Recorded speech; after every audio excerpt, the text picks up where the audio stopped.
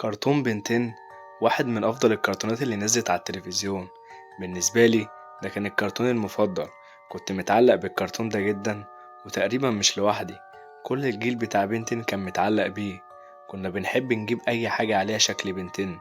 بس اللي ما تعرفوش إن في نظرية عن بنتين هتخليك تغير فكرتك تماما عن الكرتون. بس قبل ما نبدأ ياريت تشترك في القناة علشان يجيلك كل فيديوهاتي، وتنزل تصلي على النبي في الكومنتات. يلا بينا. كرتون بنتين واحد من الكرتونات القليلة اللي لو لقيته شغال اقعد اتفرج عليه. خلونا في الاول قبل ما نبدأ في النظرية نقول قصة الكرتون باختصار. القصة باختصار عبارة عن ولد عنده ساعة اسمها اومنيتريكس، يقدر يتحول فيها لمخلوقات فضائية ويكون قوي ويقدر يحارب الأشرار. في الحلقة الأولى لبنتين هنلاقي إن بن طلع رحلة صيفية مع الجد ماكس وبنت عمه جوين، وهو في الرحلة طلع يتمشى في الغابة وزهقان من الأجازة الصيفية، وفجأة يلاقي شهاب في السما نازل عليه.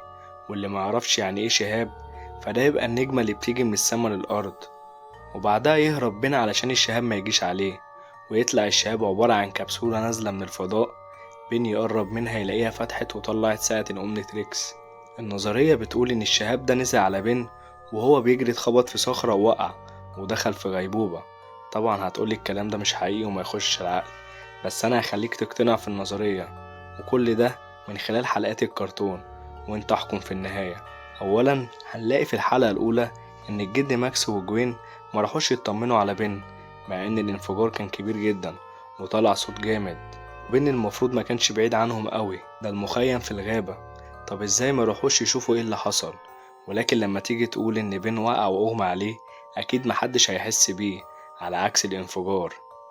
تاني حاجة هنلاحظ ان طول اجازة الصيف بن وجوين والجد ماكس لابسين نفس اللبس متغيرش، بس ممكن نقول بسبب الشركات اللي بتنتج الكرتون مش عايزين يغيروا اللبس في الرسومات علشان ما يدفعوش فلوس كتير للرسامين. خلينا نسيبه ده دلوقتي. تالت حاجة هنلاقي إن بنتين بيحب القصص المصورة بتاعة الأبطال الخارقين.